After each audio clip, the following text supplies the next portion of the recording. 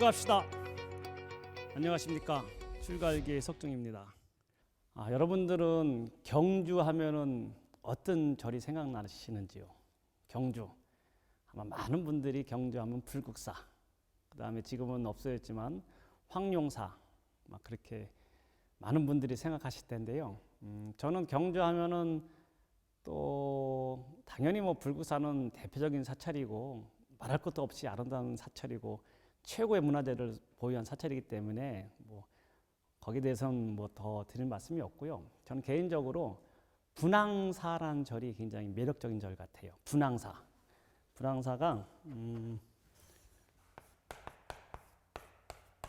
분황사가 많은 분들이 뭐 그냥 보면은 경주에 가면은 보통 불국사, 그 다음에 쭉 보다가 한번 스쳐 지나가는 정도의 이제 사찰로 알고 있는데, 분황사도 여러 가지 재미있는 역사적인 그런 스토리가 있는 절이에요. 잘 알고 있는 원효대사께서도 여기서 오랫동안 머무셨고, 그 다음에 이 절을 지은 분이 누구냐면은 선덕여왕 알고죠, 여러분들? 선덕여왕.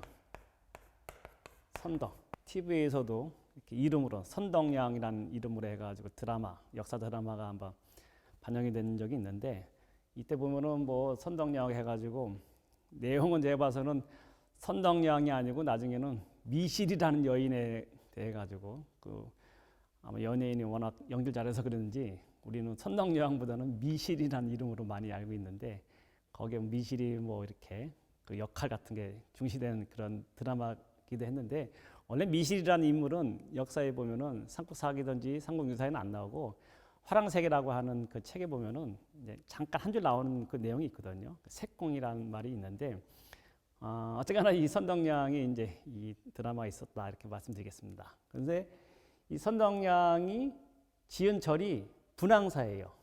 선덕여왕이 지은 절인데, 선덕여왕은 말씀 그대로 우리나라 역사에서 최초의 여자 왕이 된 사람이에요. 우리가 지금 5,000년 역사로 봤을 때 쭉 왕을 갖다 이렇게 보면은 여자가 왕이 된 거는 최초예요. 신라 뭐 1000년 얘기하지만 그 중에 뭐 그 뒤로 이제 선덕여왕, 진덕여왕, 진성여왕 해가지고 3명의 여왕이 나오긴 하는데, 그 이후로는 뭐 고구려든지 백제에도 여왕은 없었고, 고려 시대, 그 다음에 조던 시대 총 해가지고 5,000년 역사상 여왕은 없었어요. 선덕여왕이 우리나라 역사상 최초의 여자 왕이 되었다. 그 다음에 선덕여왕이 이렇게 분황사를 지었다, 이렇게 우선 말씀드리고 있고요. 선덕여왕은 왜 여왕이 됐냐면은 이 당시에는 그 신라 시대가 골품제에 있어요. 골품제 뭐냐면은 뼈가 아주 중요해요. 골품제도 들어봤을 텐데, 뼈가 이 품 등급을 갖다가 좌우하는 거예요. 이 사람들은 어떻게 생각하냐면은 이 성골, 진골로 이렇게 나누게 하는데, 이 뼈, 피를 갖다 중시하는 거예요. 옛날 사람들은 이 성스러운 뼈를 갖다가 이것을 이어받았느냐. 왜냐하면 왕은 아무나 할 수 있는 게 아니고, 성스러운 뼈라는 것은 뭐냐면 피가, 이 선조부터 해가지고 조상의 피가 쭉, 이것은 왕을 할 수 있는 피는 따로 있다 이렇게 생각한 거예요. 그래가지고 성스러운 거, 아무나 할 수 있는 게 아니고 성스러운 뼈를 가진 사람만이 왕이 될 수 있는데, 그 신라 시대 때는 쭉 그것이 이어지다가 진평왕 때 이것이 아들이 없어요. 진평왕이 아들이 없으니까 할 수 없이 첫 번째 딸이었던 선덕여왕한테 이 왕위가 가는 거예요. 그래서 잘 알고 있는 셋째는 뭐 해가지고 선화공주는 그 무왕이랑 해가지고 우리가 서동요 그 주인공 되는 적이 있잖아요. 그때 진평왕이 딸만 셋이 있어가지고 아들이 없어가지고 그 성스러운 뼈다고 성스러운 그 핏줄이 선덕여왕한테 가가지고, 그래가지고 남자가 아니고 여자한테 최초로 이제 이렇게 왕위가 가는 그런 역사적인 이제 사건이 되는 것인데, 그래가지고 선덕여왕이 이제 즉위해가지고 왕이 된 겁니다. 고대 시대에는 남자들이 무력으로서 주로 왕이 되고, 또 왕이 남자들 중심적인 사회였을 텐데, 여왕이 됐으니까 굉장히 좀 업신여긴 그런 풍토가 있었나 봐요. 그래가지고 선덕여왕이 여왕이 됐는데 이 그 당시나 지금이나 뭐 보면은 비슷한 적인지 모르지만 재가를 받아야 돼. 우리가 왕이 됐다고 했는데 신라가 스스로 왕이 됐다 하면은 이게 인정이 안 되는 거예요. 전 세계적으로. 그다음에 주변에 있는 나라에서 인정을 받아야 되는데 어디다 인정받냐면은 그 당시 최고 강대국이었던 당나라, 당태종,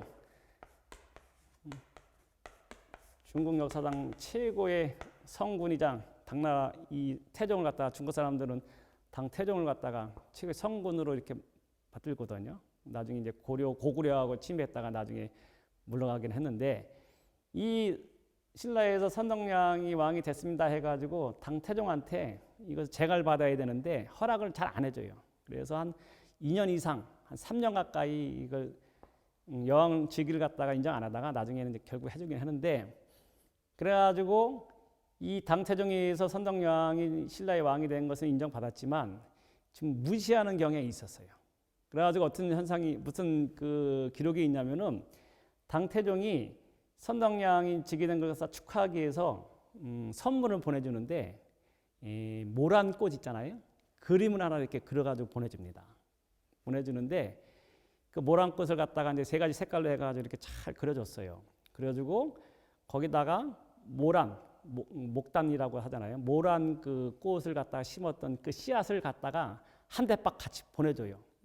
그러면서 당태종이 선덕여왕한테 그 선물로 준 건데 이게 보면은 비하하는 그런 내용이 될 수 있어요.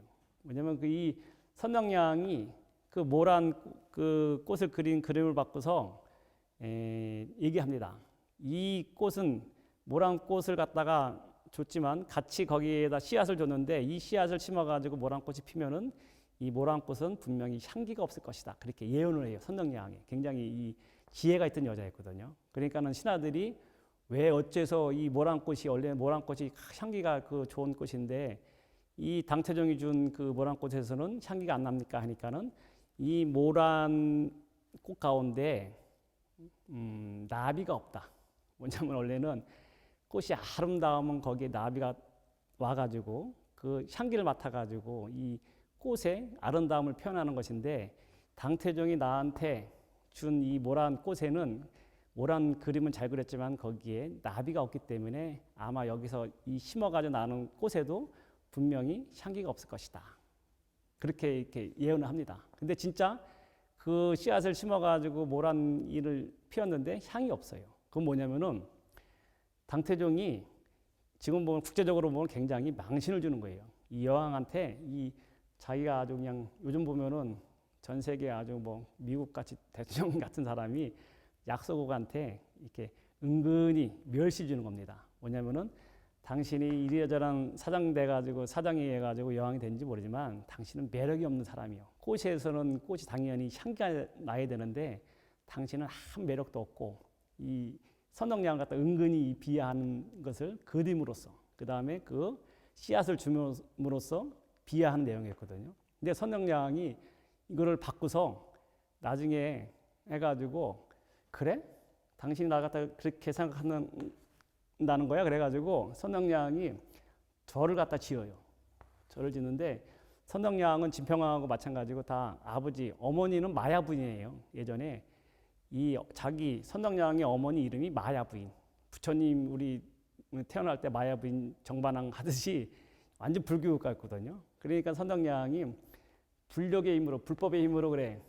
이 강대국 당나라 아무리 강대국이라 하지만 내 불법의 힘에 의해 가지고 내가 세계 천하의 이 여왕이 되겠다 그런 의미가 있었는지 모르지만 그래가지고 절을 짓는데 분황사라는 이름을 이렇게 절을 짓는 거예요. 향기날 분자거든요. 여러분들 분황사가 향기날 분자예요. 향기나는 여황제가 만든 절이라는 이름을 지은 거예요. 분황사가 그냥 지은 이름이 아니고 당태종이 해가지고 자기를 은근히 멸시하는 그것을 받고 자기가 그것을 극복하고 내가 여자로서 여왕이 됐지만 그래 날 갖다 그렇게 우습게 본다는 거야 해가지고 나는 향기나는 황제의 절을 지리라 해가지고 분황사 갖다 이렇게 지은 겁니다. 그래가지고 이 이후로 해가지고 이 선덕여왕 때는요 우리 잘 알고 있는 뭐 첨성대 있잖아요. 첨성대도 만들고 그 다음에 그 지금은 없어졌지만 황룡사 구춘목탑, 그 높이가 거의 100m 정도 되는 그 당시에 90몇 미터 정도 된다고 하는데 참 너무 아쉽죠. 몽골 침입 때 그것이 불타 없어지는데 나무로서 거의 100m 가까이 되는 그 탑을 지었던 분이 이 선덕여왕이에요. 하여튼 불심이 굉장한 사람이었습니다. 부처님의 법에 의해 가지고 중국 당나라 그 당시에 세계 최강이었던 당 태종이 이 제2시대에는 전 세계의 최강 국가였는데 그 당나라를 갖다가 능가하리라 하는 그런 원력을 세우고서 분황사 갖다 이렇게 지었다고 합니다. 그래서 분황사가 향기나는 여황제의 절이라는 것이에요. 근데 이 분황사에 가면은 유명한 또 문화재가 있어요. 지금까지 남아있는. 분황사가 그 이후에는 많이 불타가지고 목조 건물들은 사라졌고 지금도 남아있는 그 문화재가 있는데 그게 대표적인 게 뭐냐면은 분황사 모전석탑이라는 것이 있어요. 근데 이 불교 문화재가 한문으로 돼 있어가지고 이해하기 힘든데 그 의미 뭐냐면은 분황사 모전 석탑 이렇게 있거든요. 한문을 이렇게 쓰는데 참 어려워요. 그냥 탑이면 탑, 석탑, 돌로 된 탑은 알겠는데 모전은 무엇인가? 분황사 모전 석탑이 국보예요. 굉장히 아름답고 그것이 역사적 의미가 있는데 뭐냐면은 모전이란 말은 뭐냐면은 우리가 모사하다, 모방하다 그런 의미가 있는 거거든요. 전이라는 것은 벽돌전자, 벽돌을 모방해서 돌로서 지은 탑이에요. 분황사 모전 석탑이. 그 전에는 저번에 제가 한번 말씀드렸는데 인도에서는 전탑이에요. 전탑. 부처님 사리를 갖다 이렇게 놓으면은 모셔놓고 한가운데 모셔놓고 그거 삥 둘러가지고 벽돌 있잖아요. 수만 장, 수십만 장의 벽돌을 갖다가 다 쌉니다. 굉장히 거대해요. 그 다음에 대표적인 것이 지금 아름답기로 유명한 것이 산치대 탑도 다 이것이 부처님 사리를 모셔놓고 거기에다가 탑이라는 것이 인도의 탑은 다 봉발형이라 해가지고 그 발을 갖다 거꾸로 이렇게 엎어놓은 것처럼 그런 식으로 해가지고 이 돌이 아니고 그 흙을 구워가지고 벽돌로 만들어가지고 수십만 장을 넣어가지고 그 탑을 만드는 거예요. 그게 인도에서 그렇게 됐고 그것이 중국에 넘어오면서 중국에서도 대부분 탑이 전탑이에요. 거기도 마찬가지로 그 흙을 갖다 구워가지고 그 돌같이 딱딱하게 해가지고 그것을 막 쌓아가지고 탑을 만드는 형식이었어요. 근데 우리나라에서는 이게 넘어오면서 이 벽돌을 모방해서 이 탑을 지은 거예요.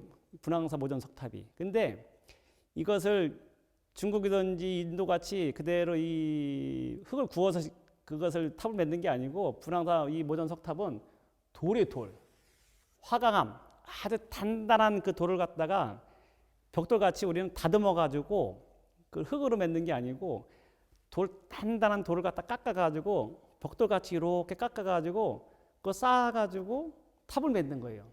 그래서 이게 초창기 우리나라 처음에 왔을 때는 중국의 인도의 영향에 의해 가지고 우리도 이런 벽돌같이 탑을 짓는 것이 있는데 이것이 이 모전석탑이 왜 유명하냐면은 우리가 초창기에 이와 같이 우리도 처음에는 벽돌 형태의 그런 탑을 갖다 이렇게 만드는 거예요. 근데 나중에 가면서 우리는 그게 안 맞는 것 같아. 우리는 우리나라에 있는 산천에 있는 가장 많은 재료가 뭐냐면은 화강암. 우리는 뭐 지금도 산에 가서 보이는 이런 돌들 있잖아요. 단단한 돌들.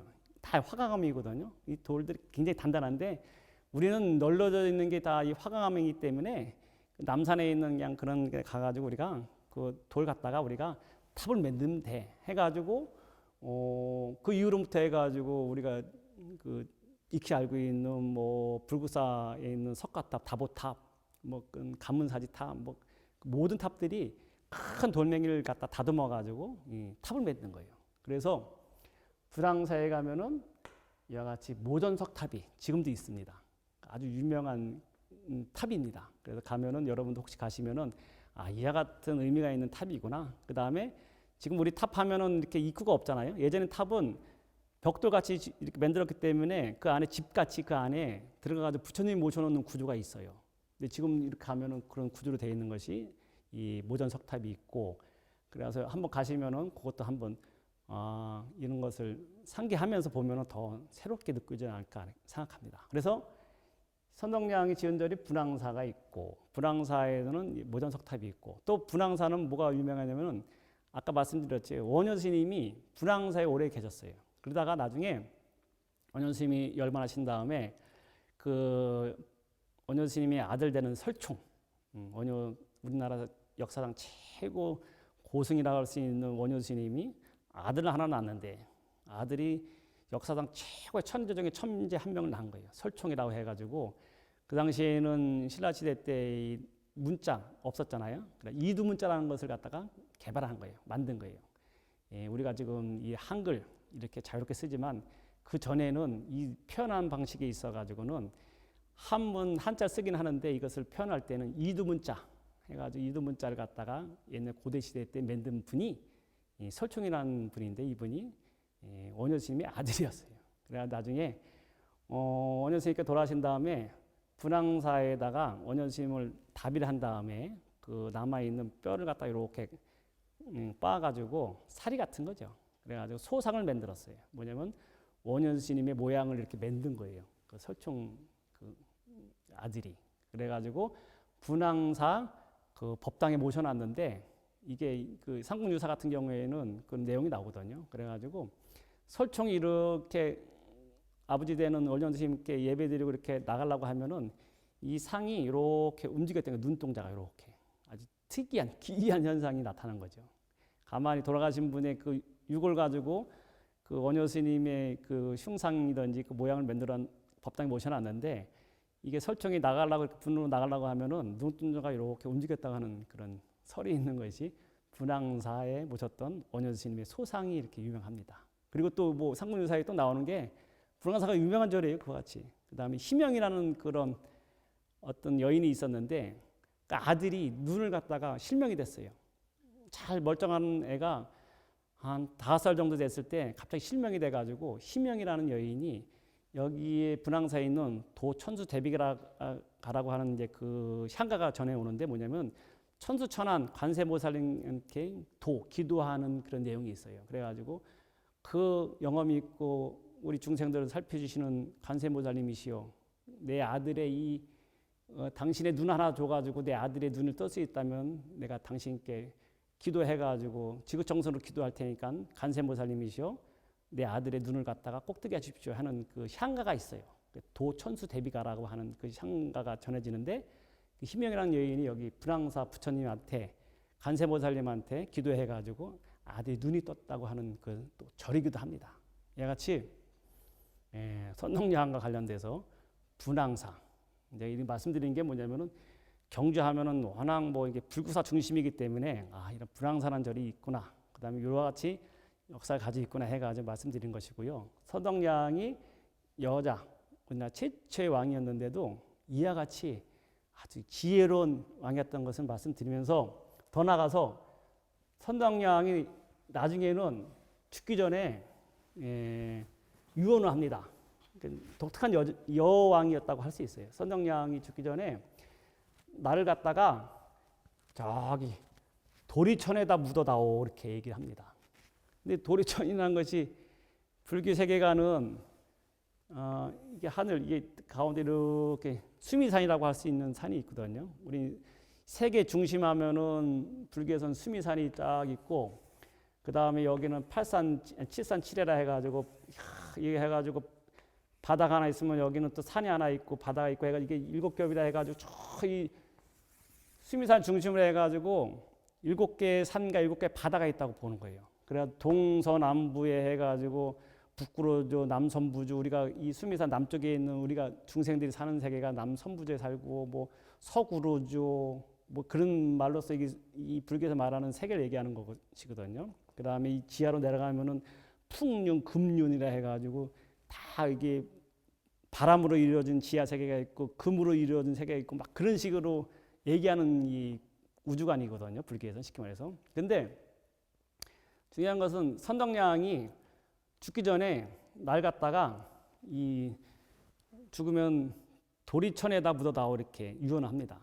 그 도리천은 어떻게 되냐면은 불교의 세계관에서는 유격천이라 해가지고 28천이 있잖아요. 해가지고 유격천에 해가지고 이 수미산 중간쯤에 동서남북으로 해가지고 여기에는 사왕천이라는 그런 하늘이 있다고 보는 거예요. 사왕. 4대 천왕이 하잖아요. 사왕천. 그 다음에 여기 수미산 꼭대기에 여기가 도리천이에요. 그 다음에 여기 뭐 야마천, 뭐 여러분들 막 이게 그 다음에 화락천, 여기가 도도천, 도돌천, 화락천, 도도천도 있고 화락천도 있고 타자천 해가지고 하나, 둘, 셋, 넷, 다 6개 해가지고 6개, 6개 하늘이 있다고 보는 거예요. 그 다음에 새끼에는 18천이 있고, 그 다음에 무새끼에는 또 4천이 있고, 그러니까 비상비비상천까지 해가지고 이게 하늘을 불교에서 말하는 게 우주관의 세계예요. 그래가지고 하늘 세계 태어난다는 것은 뭐냐면은 인간 세계에 있으면서 열심히 해가지고 선업을 지으면은 이 하늘 세계 사항천이든지 도리천, 야마천, 도솔천, 화락천, 타다천에 태어난다고 보는 거예요. 그 다음에 더 이상 가는 거는 색계, 거기는 선정의 단계.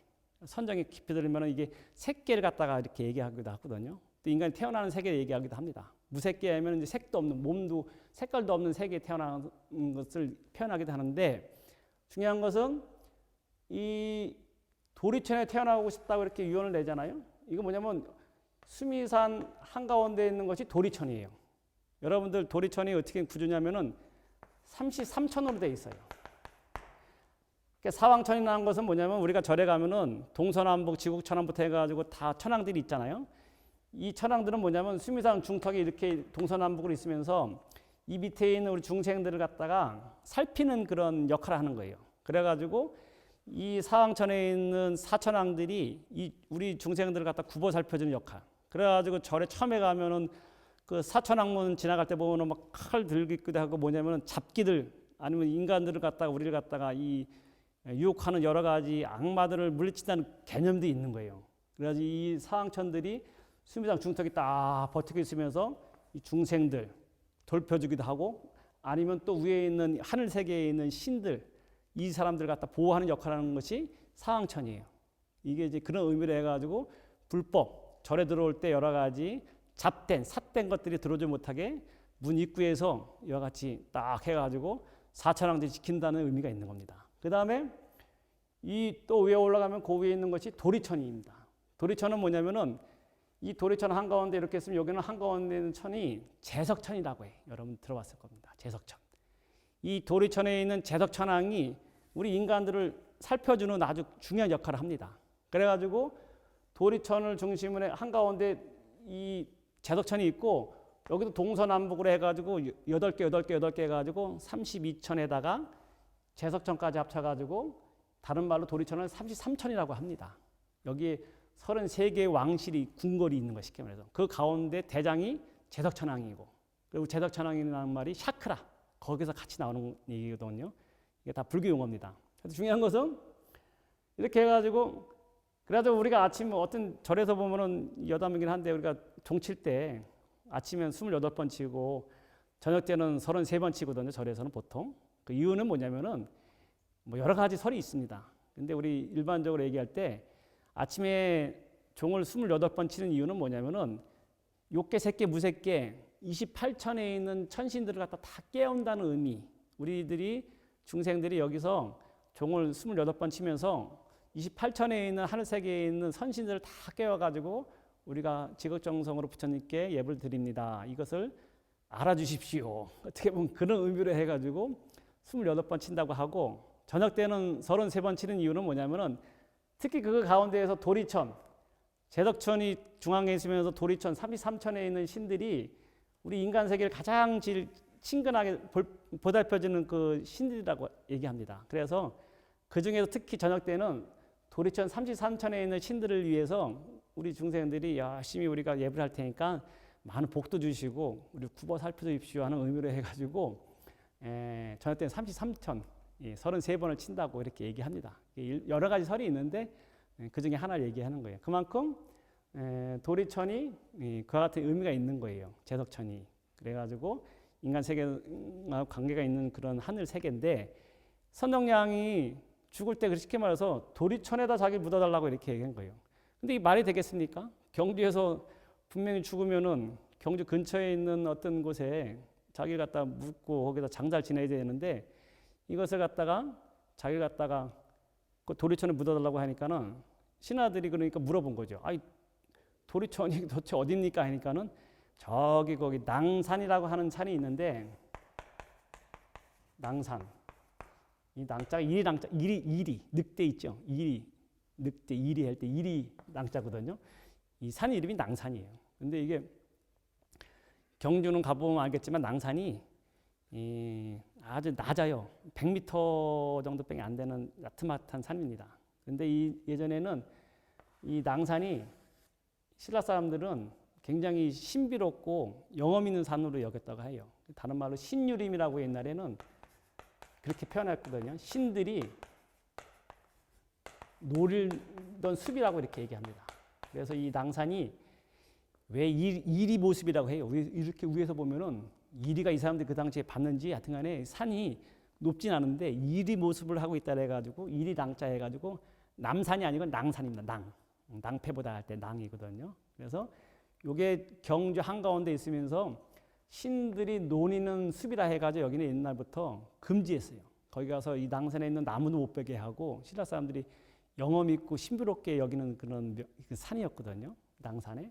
그리고 낭산 중심으로 해가지고 우리가 남쪽에는 남산, 뭐 해가 토암산, 뭐 선도산 이렇게 동서남북으로 이렇게 얘기하는데 이게 중심되는 산이라고 할 수 있어요. 근데 선덕량이 도리천에 묻어달라고 했을 때 어디다 묻습니까 하니까는 이 낭산 남쪽에 묻어달라고 이렇게 합니다. 그래서 도대체 낭산이 도리천하고 무슨 관계가 있을까 해가지고 선덕량의 이제 유언이기 때문에 이제 묻어뒀어요. 거기다 이제 묘를 써가지고 묻어뒀어요. 지금도 가면은 낭산에 가면은 선덕량 그 릉이 있습니다.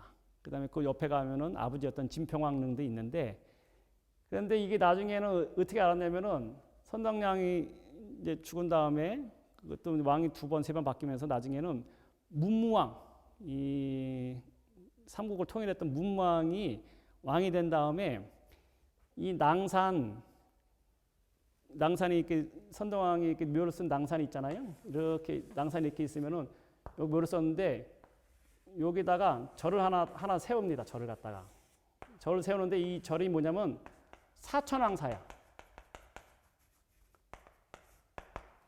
이게 묘하지 않아요? 수미산의 꼭대기 여기가 딱 도리천이거든요. 꼭대기가 중앙에 있는 게 이게 사왕천이라고 얘기했잖아요. 사천왕. 근데 선덕량이 여기에 묘를 썼는데 그 입구에다가 남쪽에다가 여기 오는 길이라고 하면은 여기다가 사천왕사라고 하는 절을 지었어요. 그래가지고 이 낭산이 수미산 같이 된 거예요. 수미산에 있는 선덕량의 그 묘가 능이 있는데 이걸 지키는 역할로서 나중에 요 입구에다가 사천왕사를 갖다 지어요. 이 수미산에 있는 구조가 똑같은 겁니다. 그래서 도리천에다가 자기 묘를 썼다 이렇게 알 수 있는 거예요. 그래서 나중에 이 사람들이 후대 역사 사람들이 선덕량이 이와 같이 지기삼피라 해가지고 지기삼사라 해가지고 선덕량이 이제 죽기 전에 3가지 기밀을 알았다고 합니다. 미리. 그리고 여러 가지 설이 있는데 그 가운데 하나가 자기가 죽을 자리를 갖다 미리 알아가지고 낭산에다가 자기 묘를 썼는데 그것이 낭산이 결국은 수미산과 똑같은 그런 산이었구나. 그래서 날 갖다가 낭산에 묻어달라는 얘기는 뭐냐면은 여기야말로 수미산이고 수미산 꼭대기에 있는 것이고 자기를 지켜주는 의미로서 이 거기 초입에다가 밑에다가 사천왕사 지었기 때문에 이것이 결국에는 이해가 되는구나 해가지고 역사 후대 사람들이 이렇게 선덕량이 이렇게 미리 예지력이 있었다 이렇게 얘기했다고 합니다. 그래서 오늘 이렇게 우리가 분황사 그 다음에 또 선덕량과 관련된 여러 가지 일화 말씀드렸고 이 말씀드리는 이유는 혹시 이제 경주에 가시면은 경주는 그 자체가 그냥 문화 박물관이거든요. 그 불교 박물관이라고 할 정도로 간 곳마다 땅만 파면 거기에 절터가 나오고 남산이든지 가면은 골짜기마다 부처님 절이 없는 곳이 없어요. 그래가지고 아주 불교 불국토를 갖다 얘기할 수 있고 또 대표적인 절을 하면은 불국사도 있고 그래서 그런 거 다 아시겠지만 이런 의미를 가지고 분황사에 가면 좋겠다. 그래서 분황사에 가면은 모전 석탑이 있는데 그 같은 의미가 있다. 그 다음에 또 제가 혹시 경주에 가신다 그러면 추천하고 싶은 곳이 어디냐면은 감은사지 석탑을 갔으면 좋겠다. 저는 생각합니다. 가문사. 지금도 사지 절이 폐사가 됐기 때문에 가문사 3층 석탑이 있습니다. 여기 감사하다, 은혜에 감사하다는 의미로 지은 절이거든요. 많은 분이 아실 텐데 그 토암산으로 해가지고 나중에 경주 시내에서 이제 나와가지고 우리가 보통 포항 쪽으로 가면서 문무왕릉 있지 않습니까? 대왕릉, 수중릉이라 해가지고 문무대왕이 삼국을 통일한 다음에 왜구들 동해바다로 오는 그 왜구들을 갖다가 죽어서도 신이 돼서 용이 돼가지고 지키겠다는 의미로 해가지고 거기에다가 그 바다 한가운데에다가 자기 능을 갖다가 거기에 그 뼈를 갖다가 이제 뿌려가지고 그런 역할을 하고 그 다음에 이 죽어서도 자기는 이 신라를 갖다 지키겠다는 의미로 해가지고 절을 짓는데 나중에는 못 짓고 죽습니다. 그래가지고 나중에는 그 아들이었던 신문왕이 이제 지어가지고 이름을 가문사, 아버지 은혜에 감사하다 한 의미로 해가지고 졌는데 그것이 보면은 토암산에 있는 불국사에 있는 부처님이 이렇게 탁 해가지고 정수리 해가지고 가문사 3층 석탑을 해가지고 그 문무대왕 있잖아요. 그 수중릉까지 이렇게 일직선으로 쭉 있다고 합니다. 묘한 그런 위치인데 근데 그걸 떠나서 여기 가문사 이 3층 석탑 있잖아요. 이게 탑이요. 저는 없었는데 가문사에 가면 이 3층 석탑이 있는데 저도 놀랐어요. 그냥 이 벌판같이 논 한가운데 있는 그런 탑인데 어마어마하게 웅장합니다. 굉장히 커요.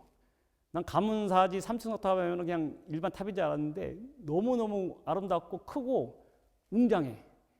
거기 가가지고 많이 경주 불국사에서 석가탑 다보탑 보고 저녁 때 해질녘에 가문사지에 가가지고 그 해질 때 이 가문사 탑에 다 남아가지고 그 탑을 바라보면서 이 천년 고도의 그런 옛 그 신라를 한번 돌이켜 보기도 하고 아니면 그 탑에 이렇게 기대가지고 자기의 어떤 인생을 한번 돌아보면은 굉장히 감회 같은 이건 말을 표현할 수 없을 정도로 굉장히 아름답고 여러 가지를 생각해가는 그런 장소거든요. 그래서 제가 특히 이제 오늘 말씀드리는 것은 뭐냐면 경주의 분황서던지 그다음에 가문사 이 석탑에 가가지고 여러분들 아마 그 경주 여행을 더 알차게 보낼 수 있는 그런 장소가 아닐까 해가지고 오늘 두 가지 장소 이렇게 말씀드리면서 경주에 대해서 말씀을 마칠까 합니다.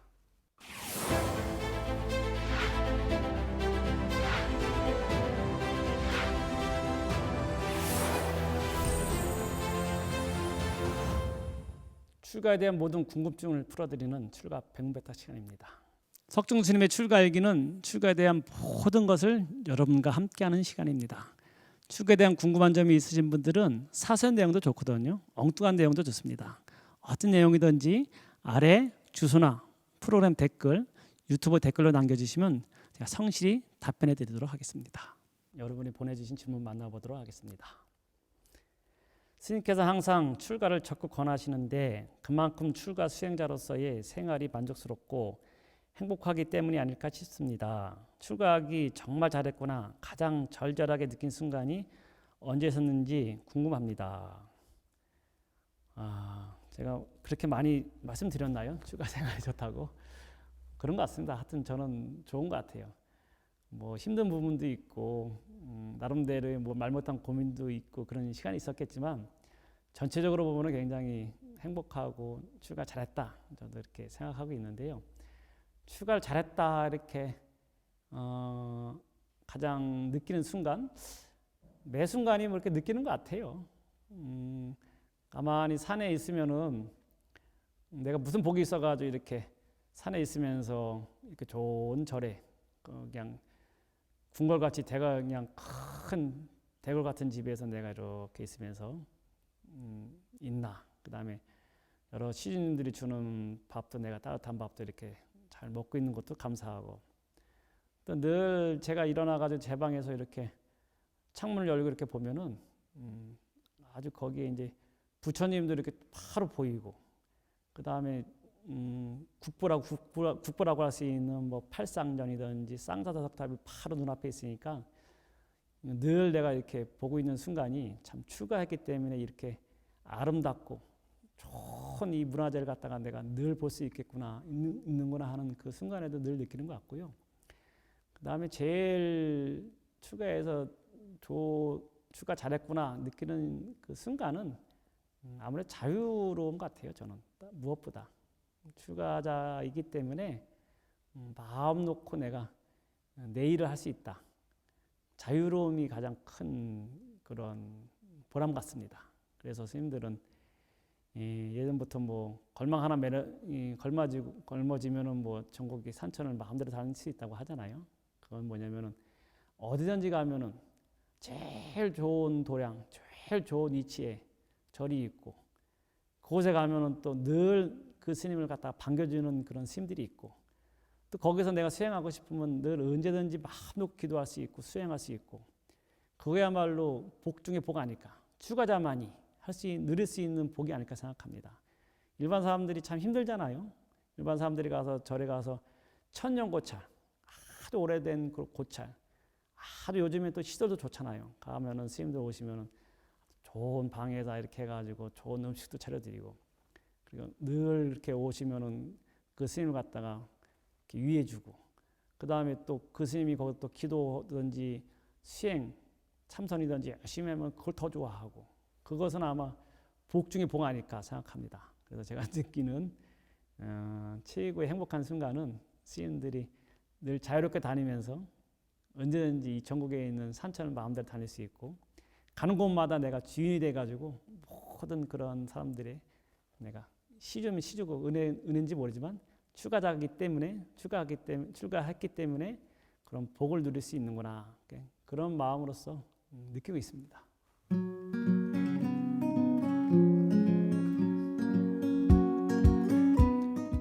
제가 뭐 많은 사람들한테 출가를 권합니다. 저는 솔직히 말해서 누구든지 만나면은 여건만 되면은 출가라고 합니다.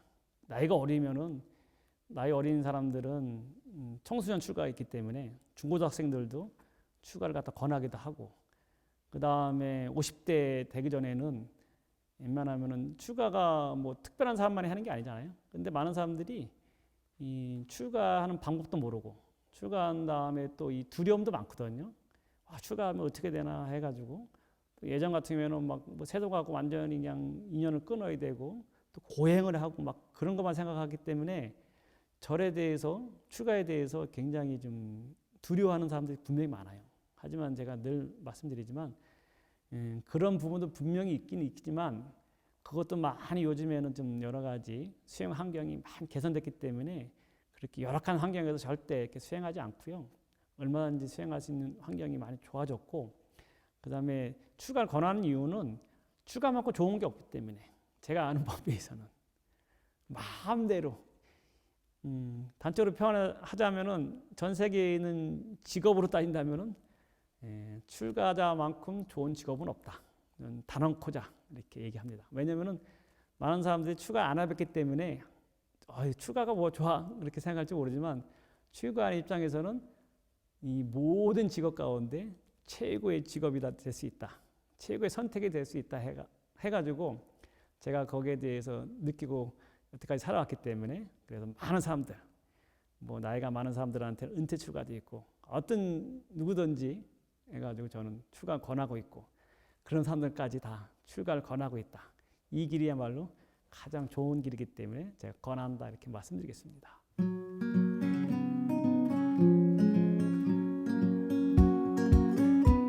예, 제가 했는데 몇 분 돼요? 한 대여섯 분 정도 되는 것 같아요. 해가지고 누군지 만나면 이제 출가 권하게 되고 그래가 출가 이렇게 좀 망설이던 사람이 있었는데 제가 이렇게 권해가지고 한 6, 7명 정도 되는 것 같아요. 출가하고 저는 원래는 식구들도 제 조카도 있었는데 그 조카도 좀 출가했으면 좋겠다 이렇게 마음이 있었는데 안 됐더라고요. 그래서 지금 조카 잘 안 보고 있거든요. 출가했으면 좋을 것 같은데 안 했는데 하여튼 간에 저는 뭐 조카고 뭐 주위에 있는 사람들 누구 보면은 누구든지 다 그렇게 살지 말고 출가의 길이 있어. 이 길도 좋아. 한번 가봐. 이렇게 권하는 편이고 그 결실로서 한 6명, 7명. 그다음에 그 이후로는 뭐 나름대로 소문에 의하면은 나름대로 뭐 이렇게 자기 생활 열심히 하면서 살고 있는 걸로 알고 있습니다. 석중스님의 출가하기 시작한 지가 한 1년이 된 것 같습니다.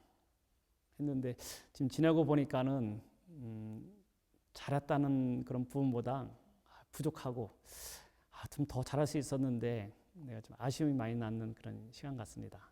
근데 원래 이 출가일기, 석중침의 출가일기를 진행한 이 프로그램을 맨 처음 만든 목적은 저는 출가자들이 좀 많이 생겼으면 좋겠다는 그런 의미로 시작했거든요. 지금 종단은 특히 이제 조계종 같은 경우에는 출가자가 없어서 이게 제일 심각합니다. 나라에서도 지금 이 출산이 제일 심각하다고 하잖아요. 앞으로 10년, 20년 지나면은 인구가 없어져 가지고 굉장히 심각하다고 합니다. 제가 있는 시골 같은 경우에는 초등학교가 다 문을 닫아요. 애들이 없어 가지고. 이 나중에는 그러면 학교 하나 없어지면 선생님들도 다 실업자가 되고 그것이 연쇄적으로 보면 어마어마한 큰 나중에 이 국가 자체가 참 위험할 정도로 좀 심각한 상황인데 우리 절도 마찬가지예요. 그래서 저는 나름대로 이 출가 얘기를 통해 가지고 출가에 대한 얘기도 하고 그래가지고 많은 사람들이 출가에 대한 관심 가지고 출가했으면 좋겠다는 의도로 했는데 더 많은 출가 얘기, 출가에 대한 여러 가지 좋은 점을 얘기했으면은 더 좋았지 않았을까 하는 아쉬움도 있습니다. 어쨌거나 제가 한 2년 동안 오면서 출가에 대한 그런 얘기를 통해서 출가 많이 했으면 좋겠다는 의도로 시작한 것이고 많이 부족했지만 여러분들이 많이 사랑해 주신 거 알고 있습니다. 혹시 다음에 또 인연이 되면은 더 좋은 모습으로 여러분들과 함께 만나보도록 하겠습니다. 그동안 감사했습니다. 여러분 출가합시다.